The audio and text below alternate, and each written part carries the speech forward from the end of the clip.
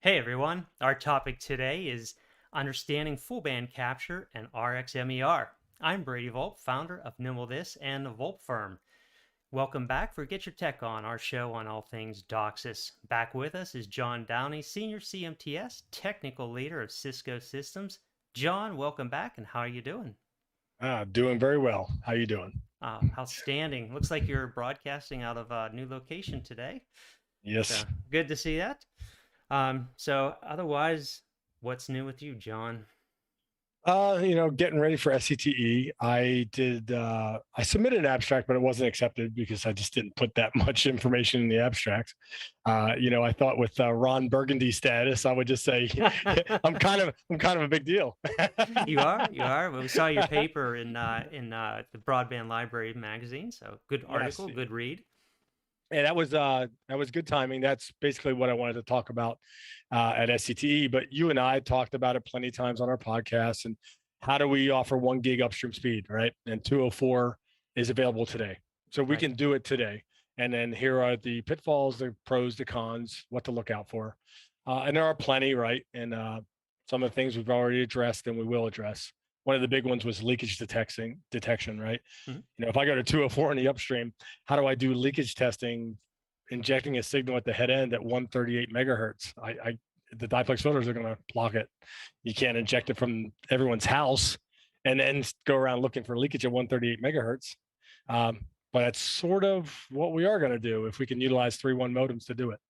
Right. We'll, So be sure to check out that article if you haven't at broadbandlibrary.com.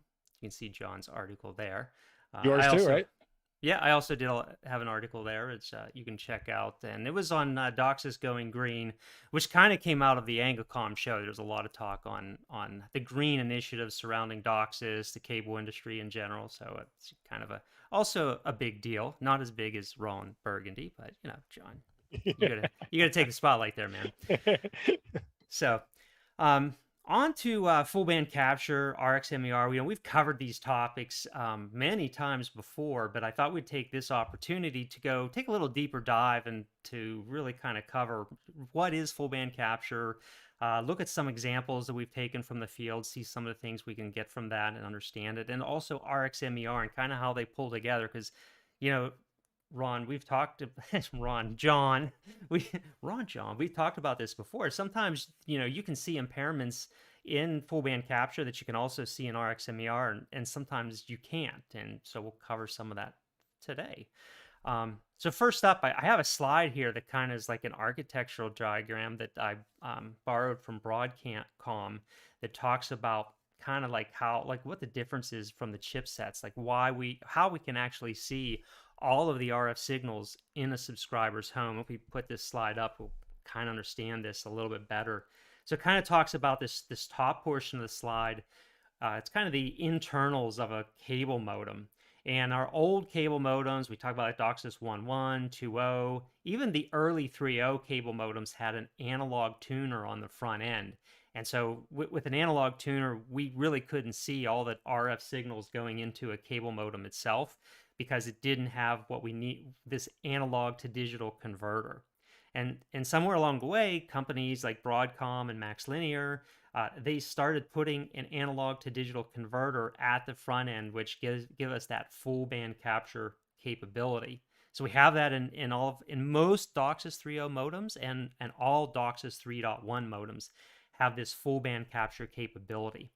And so that's the bottom image of the slide. If you're listening to audio, you don't see that, but that full band capture capability right on the input of the modem gives us a lot of powerful capabilities, such as the ability to, it's like kind of like having a spectrum analyzer on the front end of the cable modem, or spectrum analyzer sitting in subscribers' homes, where now you have the ability to capture all downstream signals going into subscribers' home and analyze those signals. So you can see a lot of types of impairments, which we'll talk about shortly. And even some of the newer chipsets, John, and you and I were talking this beforehand, gives you the ability to see not just your downstream signals, but you can also see your return signals like noise and ingress inside subscribers' homes. So that's kind of like the overview of full band capture.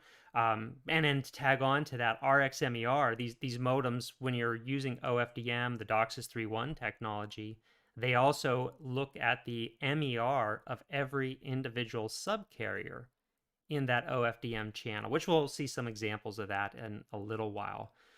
So that's kind of the overview. Want to see One if you thing have anything you want to. yeah, I always have input, right? Of course you do. Yeah. I have opinions. One thing we don't show here is where the diplex filter is. You're showing a high pass filter. So we're trying to show this is the downstream side, but I think in this diagram, the diplex filter will be on the very input, like that. That's a downstream chipset. And then you would have an upstream chipset, right? Or demodulator and an upstream a modulator. Correct.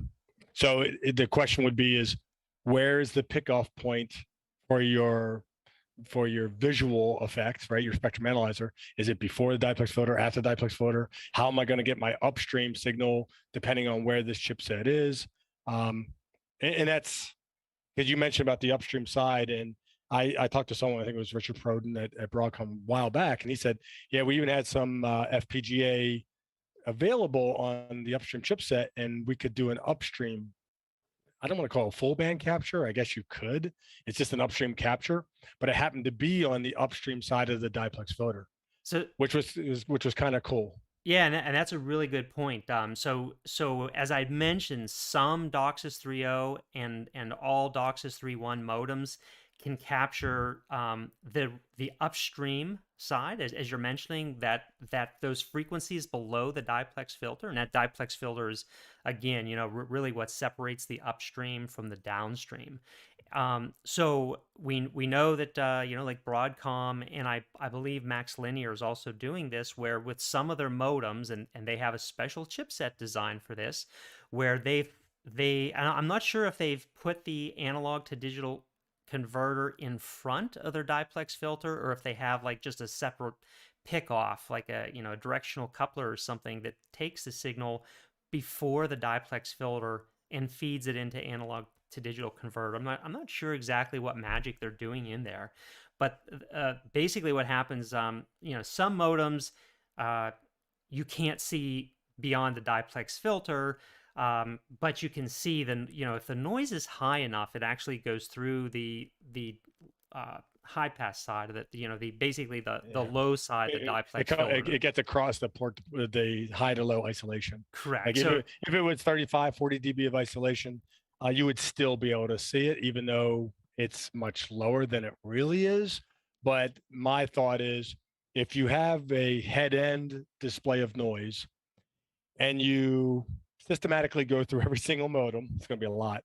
You might be able to say that signature in the head end looks like this house, even though that house appears lower because of the diplex filter kind of make it look lower.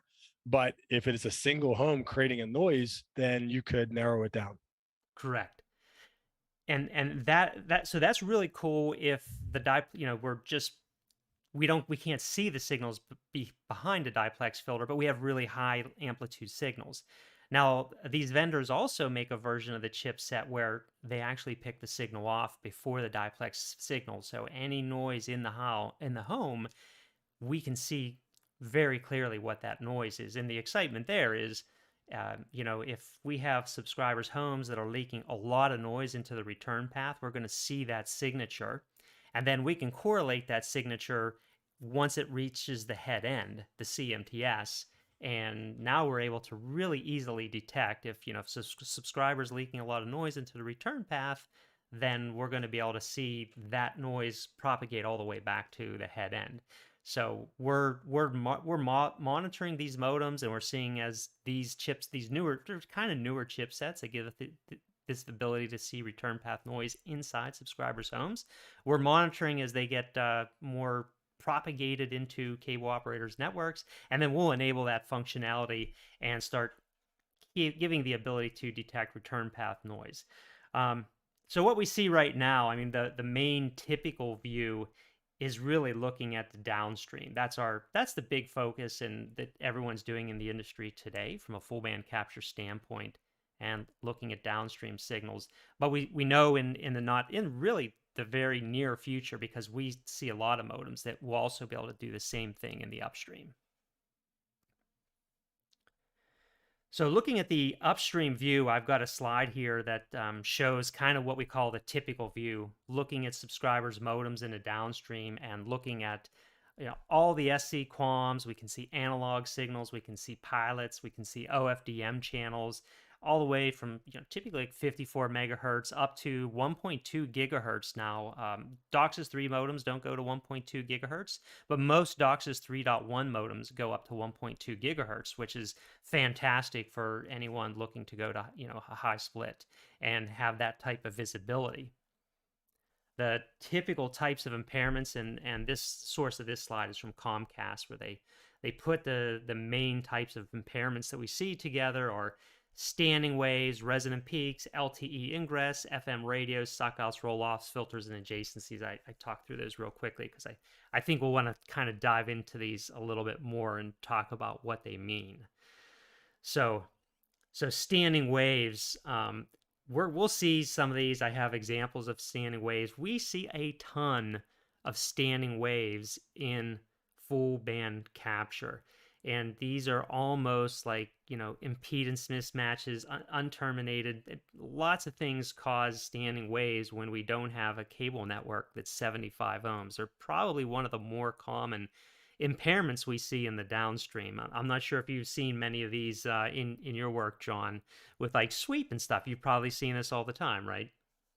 Of course. I mean, that was our quickest way of determining the fault distance or distance to a fault, doing the what do we call it? Frequency domain reflectometry. Instead of Right. an OTDR or TDR, metallic TDR, we would do frequency and look at the standing wave and do the formula to figure out distance to the fault, which is basically the premise behind PNM and the original PNM, and looking at upstream equalization and doing mathematics to figure out distance between two impedance mismatches, like a cavity, right? So yeah, the standing wave is very typical. Because it's inversely proportional to that standing wave, the tighter the ringing is, the farther the problem is away, or the bigger the cavity is. The closer the problem is, the ringing looks farther apart. And if it's far enough apart on your spectrum display, it might not even look like ringing or a standing wave. It looks like a signature, when in fact it's actually a standing wave. Yeah, so I like to start with standing wave and a full band capture, because for techs in the field that have been working with sweep equipment, this should be something that relates to them. Although when they see it the first time in full band capture, they may not make that initial connection that they've been dealing with standing waves and sweep equipment for years and years and years. But when they see it in full band capture, it's really the exact thing, and they're dealing with the same type of impairments. They're just seeing it a little bit different now because it's on top of signals. Resonant peak, which is the next impairment that I'm showing on here, this is something that I dealt with all the time when I was designing RF amplifiers. If you don't have good grounding on the lid with RF amplifiers, and like this was something we drilled drill down to people all the time. When you tighten the lid on an RF amplifier, there's like this star pattern that you need to tighten it down. You need to tighten every bolt down correctly on an RF amplifier. And there's sometimes this little finger stock, these little pieces of metal shielding inside an RF amplifier. We kind of recommend that, if that finger stock, it's sometimes held on with tape and stuff, with screws, who knows, don't lose that finger stock, put it back on, because when you close the amplifier lid, that finger stock and all the gasketing around, tightening the screws down, the bolts on the amplifier lid in the right pattern, all ensures that we have good grounding between the lid and the module itself. If you don't have good grounding, we end up with something called a resonant peak, because the RF amplifier itself is starting to resonate. It's starting to get too much gain at certain frequencies, and that is not something we want. It loses its flat gain pattern across its full RF spectrum, and we get these little peaks, and those are called resonant peaks, and that causes problems because you have a peak, and then right beside that peak you have a valley. If that peak gets in just on a SC QAM channel, the SC QAM channel itself will be able to be demodulated by the set-top box or the cable modem, but the valley right beside the peak, then that can have problems being demodulated by the set-top box or the modem. Um, so, John, I don't know if you have input on resident peaking. It's kind of easy. But it is something we see, and definitely when you have gasket issues or Yeah. untightened I- amplifiers. and I would add that usually bad grounding, people screwing with diplex floaters or just moving things they shouldn't, or bad, the lid is all torqued and all that. Usually end up with suckouts and problems of that nature. When I get a resonant, basically you create a tank circuit. There was two issues I've seen. Jim Coons provided one years ago. One was back in the day when we had one-way amplifiers and you had to cut the little wire to put a diplex filter in, and people didn't cut the wire. They just put the Yes. diplex filter on top of it. So the signal would go through the diplex filter and the wire and make a loop, and that would create an oscillation. And sometimes that might have been around 2 megahertz, 3 megahertz, whatever. The other one you and I dealt with when we worked at Secor, just you and I worked at Secor, not Mia. Not Mia. Had to get that in there. Remember the day when we had powering through an amplifier? So you have an input fuse, output fuse, and then you have a path through the low side of the diplex filter, and then you have a path through the power path, because now you have a complete path through the RF chokes, Yep. the input output fuse, and the low side of the diplex filters. And we had a loop, and the high gain upstream was more gain than the loss through the RF chokes and back around again. And that's Another how you get resonance. You get a runaway circuit there. It's like, and it caused an oscillation, and which caused a spike. You basically created your own CW carrier. Yes. There's so many opportunities to create. I mean, there's a lot of gain in these amplifiers. So basically, there's a lot of opportunities to create resonance at various frequencies. So that's basically where we see these resonant peakings, and there's lots of opportunities to go wrong if you don't do everything just right. So the next thing we'll talk about, and I have an image of it, is LTE Ingress. So that's coming from cell towers, cell phones. It's tightly coupled with a fourth image I have on here, which is FM radio ingress. So anytime in a downstream that you have any type of broken grounding, loose connectors, you can get either LTE ingress, signals coming off the air, or FM radio ingress. These can cause, typically your FM radio ingress is not going to cause problems with any SE QAMs or your DOCSIS channels, because we typically, I do see systems that do it. We don't place any type of channels in the 88 to 108 spectrum, but some operators do that because they just run out of spectrum. But the reason we value looking at FM radio ingress is because if we know we have FM radio ingress coming into our downstream, then then we know we have like loose connectors, compromised shielding, things like that. And that, if those signals can get in, if FM radio signals can get in, then also LTE signals can likely get in. And a lot of times we may have SC QAMs or OFDM channels in a downstream that are covering up the LTE ingress, and that will definitely cause problems on the downstream. Another thing, if we have signals getting in the downstream, that also means there's lots of opportunities for other signals to get in on the upstream. So we can use, it's kind of like a canary in a coal mine. If you have FM radio and LTE ingress getting in, in a subscriber's home, there's a very good chance that subscriber is allowing return path noise to go back up to the CMTS. So these are our canaries saying, hey, this subscriber's home may be allowing return path noise back on the upstream. I just started singing a police song in my head. I couldn't help it. So we should have had it queued up since start playing it. Canary in the coal mine. But the other thing you missed was off-air digital broadcast. So we have off-air digital broadcast video. Depending on what city you live in, the FCC has given rights to certain towers for certain frequencies. You could look it up. I used to look it up in the old blonder tongue pocket guide, and it would show me Fox in Cleveland happen to have this frequency for over the cable, but here's what they have allocated for off-air. So you can see where it potentially comes in, and off-air allocation lines up over 2 standard cable TV channels. So it'll never line up under a QAM. It'll line up under 2 QAMs, right? Because they don't use regular QAM, right? They use 8 VSP, vestigial sideband. So it doesn't line up right under a QAM. It'll actually take out 2 QAMs. But with full bandwidth capture, you should be able to see that. Yeah. because it's lining up. Normally 2 QAMs side by side. If you zoom in, you'll see where the QAMs roll off. Now, if there's off-air digital broadcast right in the middle, you're going to see it. It's going to be a mess. Yeah. Yeah. And speaking of the Blonder Tongue Pocket Guide, I'm going to plug Ron Rannick's article that he did in Broadband Library, which was a very comprehensive list of of all the different type of references that are really helpful in the cable industry. Also, so go to broadbandlibrary.com and you can check out Ron's article on that, because when we used to go to shows, you used to be able to go and pick up all these different references and have them at your desk, or you'd get them from colleagues and stuff. But companies aren't printing these out anymore. They're all going digital. So Ron put together a really nice list of where everyone can go and in one location get all the nice little pocket guides and references and things like that in his article on Broadband Library. That's going to be a very good source. Bookmark that and link it because it was called. Yeah, it was called The Mathematics of Cable, right? Yes. All the math and all the formulas. There was quite a few in there. I give them a few that I use myself. I made Excel spreadsheet. I'm like, once there's a formula, just put it in a spreadsheet. Then you just plug numbers in and it'll do it for you, right? You don't have to memorize it. So jokingly, I asked Ron on, I think, LinkedIn, I said, hey, when's the apps coming out? I mean, we have apps for everything, right? And obviously he's like, it's not my forte, but anyone should be able to just look at those formulas and make an app.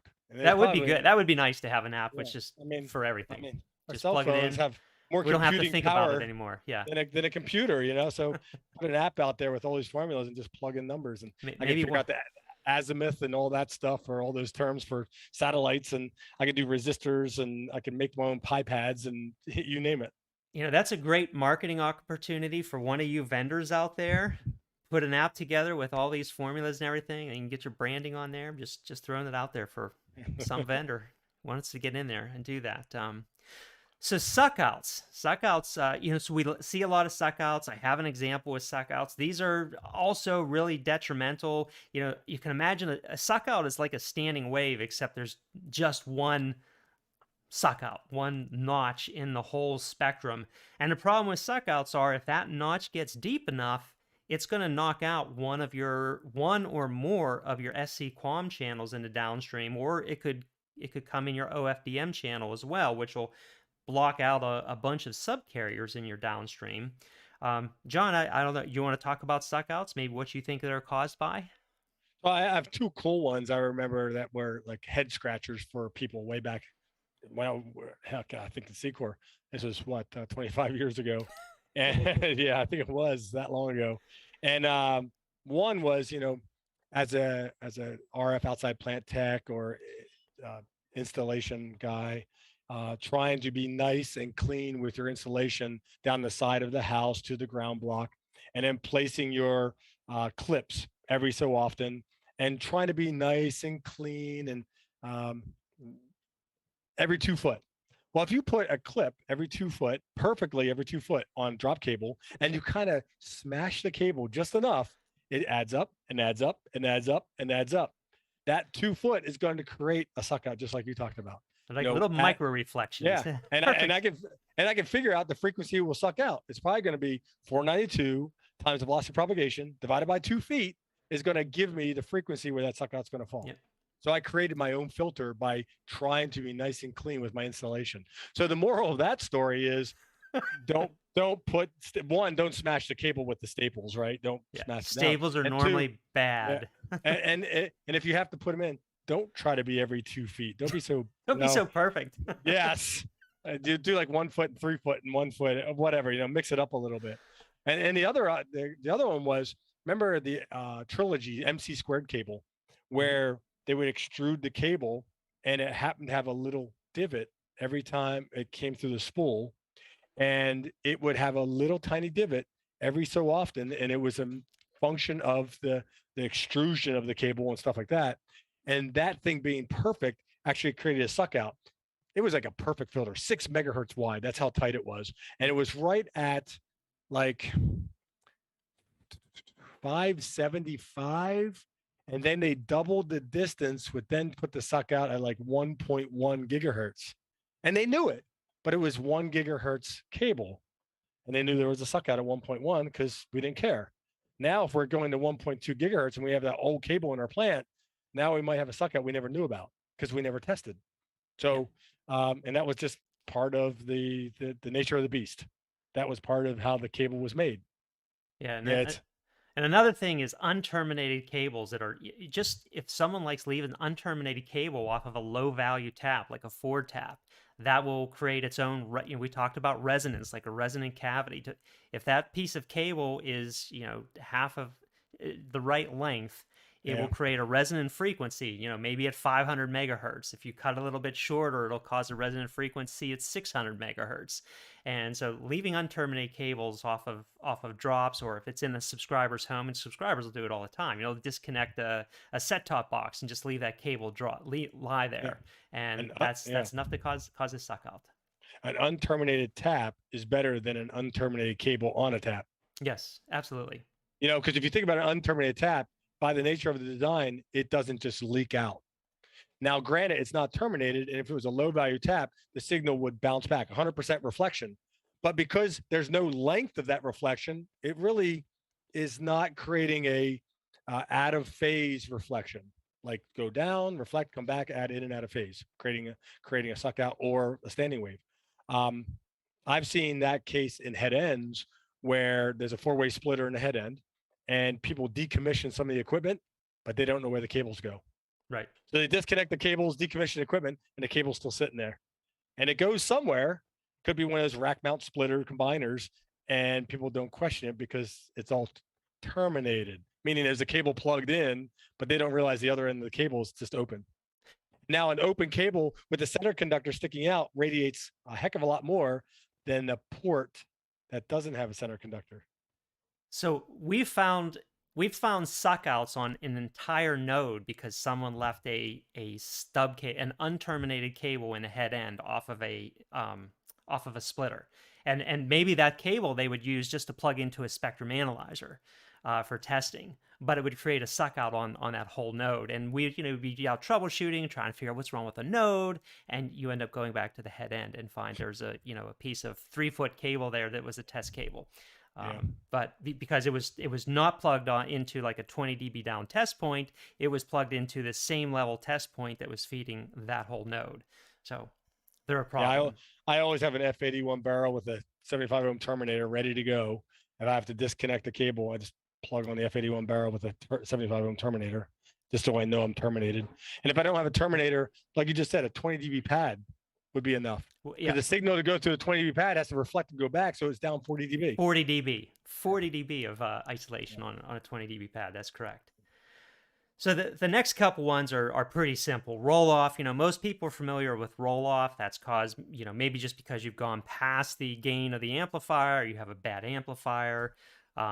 The next one is filters. So we use a lot of filters in our networks because we want to have like a data-only customer. So that filter will be blocking the video channels, but not the data channels. And then the last one here is adjacency. So adjacency is normally caused in the head end where we're combining like our video channels and our DOCSIS channels, but we didn't exactly do a good job of balancing everything when we did that combining. So all these things we can see and we can detect with just a cable modem. And the cool thing about this is, we have thousands, millions of cable modems out there that are running this capability 24 hours a day, 365 days a year, so that if one of these impairments comes up, we actually have automated software that runs continuously that will say, hey, this wasn't here yesterday, but it's here today. And that gives us the ability to automatically detect these types of impairments. So this gives us quite a bit of power when we're running. We think of FBC as just a feature in a modem, but when you automate it all and you put some algorithms behind it, it's like having technicians running around continuously identifying these types of impairments. I wanted to add one thing to the last, the two before the last one, and that was equalizers. Sometimes the amplifier is fine, diplex filter is fine, and it's just the accessories you plugged in might have not even been spec'd for what you thought. I've seen some people put a reverse equalizer into the forward path of an amplifier, and obviously it's going to screw things up. They're not equalization from 5 to 1.2 gig. They're usually tuned 5 to 42 for upstream and maybe 54 to 1 gig for downstream. So you put that equalizer in a 1.2 gigahertz amplifier, it's going to roll off at 1 gigahertz because of the accessories. Yeah. They weren't made to go that high. And I think we're going to see a whole lot more of that as people start to expand their networks beyond 860 or a gigahertz or whatever their networks were originally defined for. So we're going to move into, we're going to start seeing, what we can do in the power of full band capture and also RxMER. But before I get there, I just kind of want to paint this picture a little bit. And this specification or this slide comes from a Cable Lab specification. John, we chatted a little bit about this. This is kind of conservative, but this correlates OFDM downstream modulation to MER or RxMER. And what we can kind of see is like, if we want to support 64 QAM in the downstream, we need a minimum downstream modulation or receive modulation at the modem of 21 dB. For 256 QAM, we need a minimum downstream modulation received at the modem of 27 dB MER, or we'll be calling this RxMER for receive modulation per subcarrier in the downstream. We can see all the way up to 4096, we need 41 dB RxMER, 4096 QAM, which is right now pretty the highest modulation that we're running for OFDM channels. And I just want to have 41 dB in everyone's head for 4096 QAM. This is kind of really conservative. We can run a bit lower. John, what would you say we actually need to run for 4096 QAM based on your experience? So because of low density parity check, LDPC, and time and frequency interleaving, and how much OFDM is more robust than single carrier QAM, 6 dB. So we're recommending that to split the difference, set up your thresholds for any type of automated feature to when to change modulation profiles, or we call profile management, graceful profile management, to do 3 dB, kind of split hairs back, 3 so dB about one way. 39 dB is what number you'd be at? Well, no, 38, 3 dB 38. for 41. Yeah, okay. 38. Yeah. And then even if I'm too aggressive with my threshold, I'm like, you know what? I know it'll break closer to 35, and I set my threshold 35. Usually the algorithms will look at not just the MER, but also correctable FEC. Yeah. And really, that's the bottom line: is am I dropping packets or not? Like, if my MER is super low, but I'm changing modulation for no reason, why am I doing that? Really, bottom line is, are you dropping packets? As a customer, that's all I care about. But you also don't want to be premature or not react fast enough. There's a lot of what ifs. Yeah. So you look at multiple things. I mean, so 38 dB MER is so achievable. I mean, I know for our listeners out there, imagine how many modems do you see today are running at like 38, 39 dB MER just for your SC QAM. So even if you're not running OFDM right now, but you're thinking about running OFDM and you're like, wow, I've got a lot of modems that are running at like 38, 39 dB MER right now. That means those modems could potentially be running 4096 QAM, like the maximum modulation for OFDM. But we're going to see some interesting things in the next couple of slides that, may make you pause and say, well, it could be harder to get 38 or 39 dB across the whole OFDM channel. We'll see some of that in the next couple of slides. So let's start off kind of looking, and I want to show like the difference here. So we look at a full band capture, and that's what this first slide is. I'll zoom in on it. So the first one is like looking at the full band capture. We see a whole bunch of SC QAM channels here, and then we see this OFDM area. I'll zoom in on this. If you're listening on a podcast, what we're looking at is a very flat OFDM channel area here. Looks absolutely perfect. And then if we look over on the right-hand side here, what we're seeing now is what we call RxMER. So in that OFDM channel, we have thousands of subcarriers. For 25 kilohertz spacing, that is like almost 8,000 subcarriers. If it's 50 kilohertz spacing in the OFDM channel, it's like 4,000 subcarriers.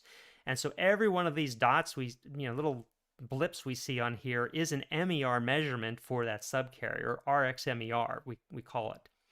And then we see a couple places on this RxMER graph where the line goes off the screen, and that's called an exclusion band. The exclusion band is something really cool in the OFDM channel where the cable operator knows there's already existing noise in here. In this case, it's going to be LTE noise. So we can just disable those subcarriers because we know if we try to run it here, we're going to get interference from cell towers that are going to cause our LTE to go, or our OFDM channels to just get obliterated by the nearby cellular towers. So we have two exclusion bands, and we're going to see that in the rest of these RxMER charts. But overall, what we see with this cable modem right here is our 40 dB RxMER line. Pretty much the whole way across the board here, this modem is showing greater than 40 dB RxMER, which means this particular modem can support 4096 QAM across its entirety, except for one little spot here right above 880 megahertz where it drops down. So there's some tiny little piece of noise that came in that caused this modem to drop just maybe one or two subcarriers below that. Otherwise, the rest of this modem can support 4096 QAM across the whole band. And I would argue that excluding LTE frequency means you're excluding it for everybody, and not everybody probably even sees that ingress because it's downstream, right? It's not like upstream we have noise funneling. This is downstream. So any Correct. place that LTE comes in, anyone downstream of that ingress point is going to see the problem. But maybe it's only 5 modems out of 500. You're going to make everybody suffer by excluding it as a preventive maintenance. Whereas you could say, you know what, I'm not going to exclude, but I'm going to make myself a mixed modulation profile for anyone that needs it. So if someone happens to report bad MER in that spectrum, I have a backup mod profile that runs 64 QAM just in that part of the spectrum. And he only uses it when he needs it. Everyone else might run 4096 QAM across the board. Correct. And I think right now, some operators are using exclusion bands because they're not fully utilizing their OFDM channel. They don't have enough DOCSIS 3.1 modems in their plant, so they're just being hyper cautious and notching out some subcarriers so they know they don't have to worry about those known impairment areas coming in and causing problems. Yeah. Better be safe than sorry. They're probably apprehensive to begin with, and then just feel their way, get their feet wet. And then as more and more customers sign up and the traffic gets higher and higher, like, you know what? We're wasting a little bit of bandwidth, so let's activate it. Yeah, and they might do something. So our next slide here shows a little bit of a different picture. We can see in the full band capture, our OFDM channel looks pretty flat across the top. But now when we look at our RxMER, this really shows that we cannot rely on full band capture all the time to tell us the whole story. We do see there's a little bit of noise. So now we're looking in the exclusion band of the full band capture, and we can see why this cable operator is notching out, creating an exclusion band in the OFDM channel. However, when we look at the RxMER, we can really see now why, the full band capture says, hey, everything looks nice and flat. But in this case, RxMER paints a completely different story for how this modem is performing. First of all, we can see the average RxMER is 26.28. So, remember we said we needed 38 to support 4096 QAM. Well, this modem's all the way down to 26. And that's going to put us down, I think that's going to be in the 256 QAM modulation arena at 26. Actually, just below. I think we need a 27 dB for 256 QAM. It's probably going to drop to the data profile, which is what the modem uses to register, which is profile A or profile 0. Correct. And then it probably will never go above that because MER is bad. And if it's really low, it might, and it has uncorrectable effect, it might actually go to partial mode. Yeah, it's going to be a pretty, and we can see even at the higher frequencies, it rolls off even lower to a pretty low modulation. So this really shows the value of being able to get your RxMER data from the modem.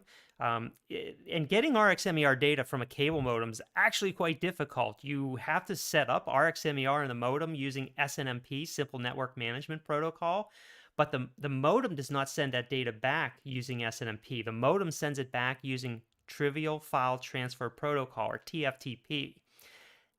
That is a complicated process to get that back within a cable operator that has good good restrictive security policies in place. Because remember, a modem uses TFTP in order to download its config file. So having good security policies in place means that modem was going to restrict TFTP from access from anywhere else, because we don't want subscribers uploading or downloading TFTP files to and from the modem, is that's how a lot of subscribers can uncap their modems. So we really put a lot of restrictions around TFTP. Now, in order to get that to like one of our PNM servers, the cable operator has to open up all those restrictions that they put in place. So getting this data from this RxMER data from a modem has been quite problematic with cable operators that have good security policies in place. But once we get it, it gives us amazing visibility, like what we just saw in this screenshot. So go back to that, and if you zoomed in on your frequency graph, Okay. FBC, does it have the same standing wave No, pattern? I mean, it has some ripple on it, but Yeah. it doesn't have, it's not really like that deep standing wave, and there's no indication that there's going to be a bad bad RxMER like what I we're mean, seeing. but the depth of the standing wave is going to be related to your y-axis, your y-axis gradient. Like, is Yeah. it 2 dB per division? Is it 5 dB per division? Yeah, Like, what are you doing? so on RxMER it's 5 dB per division, and on Yeah, the Spectrum it's 10 dB per division. So yeah. we're Kind of still kind of not masks really it. yeah, it could be masking a little bit, but to the naked eye, you're not going to look at your full band capture and say, "Oh man, this modem has really bad problems." That explains why the subscriber's saying that they're at the lowest data profile, or their modem's in partial mode. You really Right. need the RxMER data to be able to get that type of understanding And, of what's going and on. and Ron Hranick did a nice thing on this. I think it was SET last year or the year before, about how a standing wave appearance on the receive MER uh, was related to the reflection, like the reflection adding in and out. Um, Whereas, so if the signal adds out of phase, but you're actually not affecting the noise underneath, and it would give the standing wave appearance on that receive MER, but maybe you didn't actually see the standing wave appearance on the frequency display, Correct. which was kind of interesting. A standing wave on your frequency display really is dictated by where your pickoff point is of your test equipment. Hmm. Remember, our pickoff point here is at the modem itself. Correct. So you We're don't see getting, that yeah, reflection, but you do see it in yes, the RxMER. yes, that's interesting. So please, if you like what you're seeing, hit subscribe and give us a thumbs up. We appreciate all the good feedback we get from our viewers, and do feel free to drop us a chat. We'll try to get your answers as they come in. So our next impairment, or how we're getting this data, actually comes from, we use algorithms to identify impairments both in full band capture and also in RxMER data. So like if we see something that is if we see multiple modems that are showing the same impairment, John, we'll cluster those modems together, and we'll actually show that, as we're showing right here, there's 5 modems in this apartment that are showing the same type of impairment. And that really helps us, helps cable operators, and also helps us understand what the root cause is. So like what we're seeing right here, we're seeing multiple modems with the same impairment. That lets us know it's not like an in-home issue, or it's not a specific subscriber that's having an issue. This is actually caused by an outside plant problem. So we can see, like here, we see multiple modems having a standing wave issue. Here we see multiple modems having a suckout issue. And then here we see this is like multiple modems having just all kinds of badness, just bad types of issues. That really helps segregate issues out. We can take that one step further. Then we can look at one of those particular modems. Here's a case where one of those modems from that standing wave issue that I showed, that was in that single apartment building. Now we can see the standing wave shown in the full band capture is actually reflected in the standing wave of the RxMER. So sometimes we can see, hey, standing waves in the full band capture does translate to standing waves in RxMER.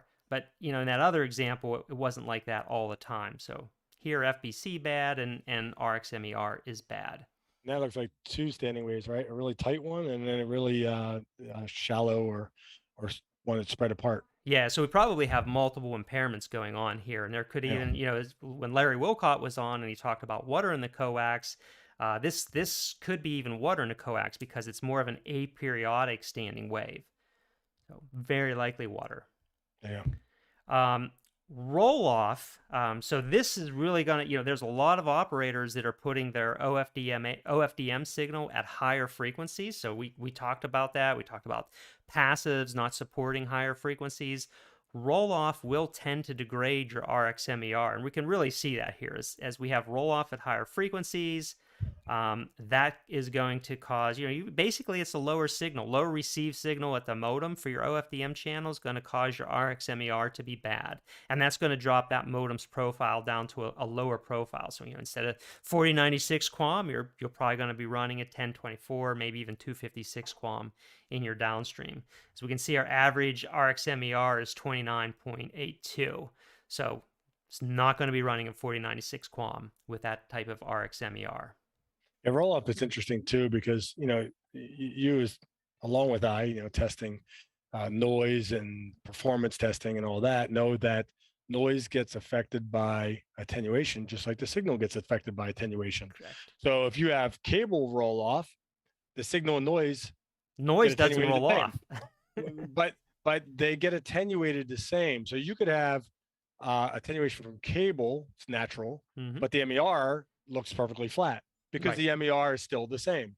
But when you have roll off from a filter, now you have group delay and other things that affect the MER. So it's not an attenuation thing. It's more like the filter creating a LRC circuit causing group delay and things of that nature. So yeah, that's an interesting side note is you might see a full bandwidth capture that has a little roll off, but then the MER looks perfectly flat. Correct. Like, wait a minute, how's that possible? Well, it might have been natural roll off from cable or something like that. And again, so that really illustrates why having visibility to RxMER is very good because it could be all the opposite of what I just showed in the previous slide. You could see roll off in full band capture and say, oh no, do I have a problem? But when you look at RxMER could be flat across, and you can say, I don't have a problem. I don't have to make any changes. Subscribers are going to be fine. And the flip side of that is FPC looks fine, but the MER rolls off. Yes. So you don't know. You just don't know for sure until you look at RxMER. Next slide. So we talked about FM Ingress. I actually don't have a slide on FM Ingress. I just wanted to focus on LTE Ingress. So, we said, well, this customer, they have a notch, an exclusion band around the LTE Ingress, but it actually doesn't cover the full LTE Ingress band. So, we don't see anything in full band capture. We don't see any of that noise down here, right where we see the LTE Ingress in the RxMER. So I can zoom in on that. So, we would expect maybe we should see some of that noise in the full band capture, but we don't because it's just buried in the noise floor. There's not enough dynamic range in the cable modem to actually see the impairment that's coming in, but we see it in RxMER because, RxMER sensitivity is much higher than full band capture sensitivity. So we can see this noise coming in here. That's going to knock out those subcarriers and prevent them from providing data to that subscriber's cable modem. Or, it's going to knock those subcarriers out. And we can see even up here, there's a little bit of noise coming in. And also right here, there's a suckout. So, across this RxMER, we see multiple areas that's degrading it. The average RxMER is 32.54. We also have something that's called modem efficiency. The modem efficiency here is only 0.29%. So that's really telling us, this ideally the highest modulation profile that this modem is configured for, or the CMTS is configured for, is 4096 QAM. We take that and then we say, well, ideally, what should this modem be running at? How much capacity could it have? Well, it's only 0.29% capacity of what it should have due to all the impairments in there. And that's because the average RxMER is 32.54, and we have a lot of impairments, in this case, some LTE ingress. If we didn't have this exclusion band, we'd see a lot more LTE ingress where this exclusion band is. So having visibility to the RxMER really tells you why, likely this subscriber is calling in, and if they're, if they're really counting on the OFDM downstream, this is why they're getting really slow speeds on that downstream, or as you mentioned before, maybe even an impaired downstream. And to make matters worse, at least from my side, Cisco CMTS, and I think most vendors, we prefer and push the 3.1 traffic to the 3.1 spectrum before we bleed over to the single carrier QAM. So you could be cross bonding single carrier QAM with your OFDM. And if the OFDM is dropping packets, we're still pushing all the traffic to the OFDM. So really, when you start dropping packets to OFDM, you want to go to a lower modulation so you don't drop packets. And if it's still dropping packets, you want the OFDM to shut down, at least for that modem. So the modem will start using the single carrier QAM more efficiently. So that's interesting. I didn't know that we would all, we would do that type of push for that to the OFDM channel, and I think that's important for readers to listen. We have a question from Hank Yan Muir. How bad is group delay in a 50 kilohertz subcarrier? So do we experience group delay? How bad is group delay in a 50 kilohertz? And would it be different from a 25 kilohertz yeah, subcarrier? I see what he's saying there. It's like, because OFDM has all these subcarriers, we're not affected like we would a wider channel. Correct. Like a 6 megahertz or 8 megahertz NXA downstream single carrier QAM, you don't want to put that big wide channel near the roll off, because the group delay affects one part of the channel different than the other part of the channel. But if your OFDM is small little channels and you roll off each little one by itself, then it's not as big of a deal. But you still have the channel to channel levels that are different.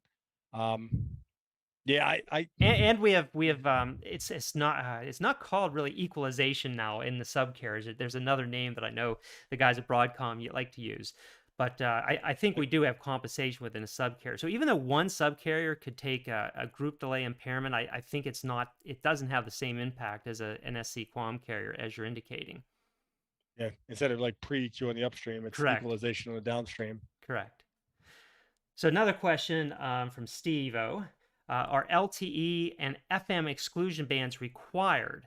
Because we can't guarantee a completely closed RF plant. So no, they're not required, these exclusion bands. There's something that's a cable, they're an option. There's something that you can add in, you can configure in the CMTS in order to, if you know there's some impairment in your OFDM channel, you can put that exclusion band in to turn off subcarriers where that impairment is, so that no modems will be impacted where that known impairment is. Yeah, ironically enough, some of that ingress is not from the outside plant, but it's people putting their phones next to their cable modem. Exactly. It's brought on by the end users. So just one more slide I want to go over. So I mentioned, we correlate on modems that are like, seeing common impairments. We also correlate on modems that don't see the same impairment. So this clustering that we're doing here shows modems that are seeing in-home impairments but aren't seeing the same outside impairment. And the modem that is highlighted in purple there, I brought that to the foreground. So these are real modems that are seeing in-home impairments, and the in-home impairments are almost always worse than the outside plant-based impairments, and it's not really to be unexpected, right? Because in-home wiring, drop-based, the drop that goes to a subscriber's home normally gets more gnarled than outside plant, unless there's really bad outside plant damage. And kind of what I'm showing here is these are the type of impairments that we see in subscribers' home that just obliterates an OFDM channel. So my note here is like, does this support OFDM? So we see it both in the full band capture and we see it in the RxMER data. It's really, really ugly what happens. Actually, I couldn't pull the RxMER data from this particular subscriber modem because this particular modem would not lock to the OFDM downstream. So if it's not locked to the OFDM downstream, then you're not going to get any RxMER data from it. So as you mentioned before, John, this would be like, I guess this would be called partial mode for OFDM, right? Yeah, I mean, you could argue that maybe the profile A should have been 16 QAM, but if you can't even run 64 QAM to get a modem online, something is severely wrong with your plant. You talked about also adjacent channel differences, and we've had some customers purposely set the OFDM 3 dB higher than the single carrier QAM so that they could get better MER, and maybe guarantee 4096 QAM would work. Right. And that might be fine out to 860, maybe 1 gig. But when you talking about total composite power, you go out to 1.2 gigahertz. Now we worry about laser clipping on the downstream and total power into our amplifiers causing distortions. And yeah, I mean, that's the whole story behind the 1.8 gigahertz ESD, right? The extended spectrum DOCSIS. What is my total composite power? How do I adjust power levels at different frequencies? What is my outcome? And yeah, yeah, that's all I got to say. Yeah. Yeah, so that's what I find so interesting is when we do this these type of analysis, we see so many subscriber-based homes. Like the outside plant impairments, they're kind of moderate. We're pretty good at taking care of the outside plant. I mean, you break off a connector, you over tighten a connector, you're going to get some ugliness. The in-home impairments, when we start doing this type of analysis, are really bad, and they get even worse higher in frequency, which is what that previous slide I showed, where once you start hitting 860 megahertz and above, things get really, really, really ugly in subscribers' homes because subscriber in-home wiring is just not very good.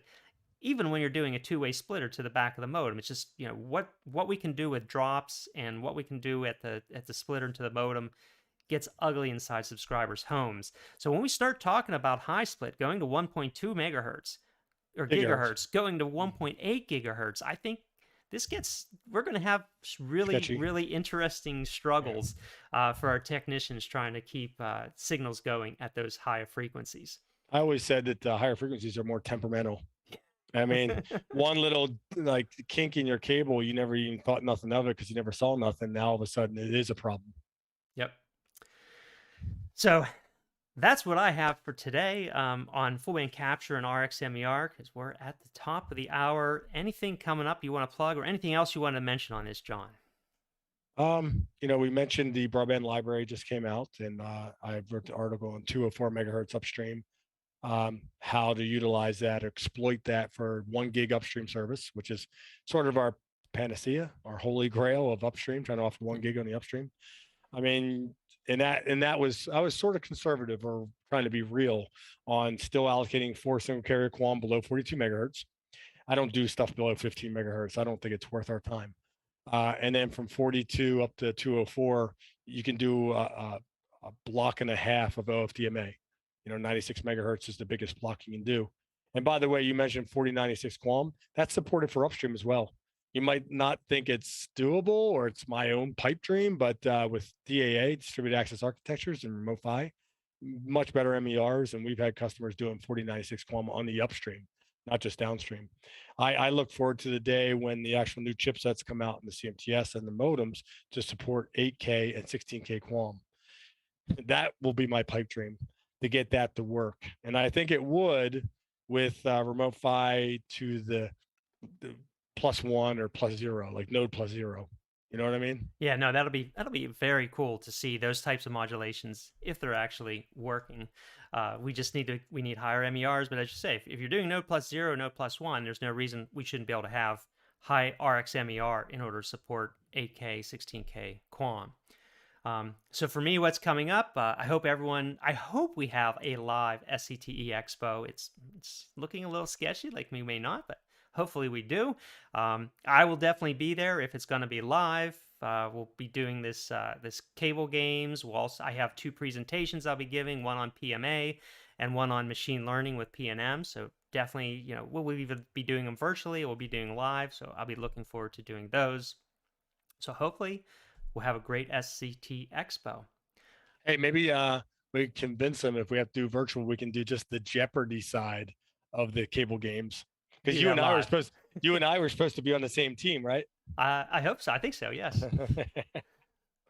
So, all right. So thanks everyone for watching. We will be back in another month with some more great content and back for SCT Expo. Thanks for watching. So long, everyone. Take care.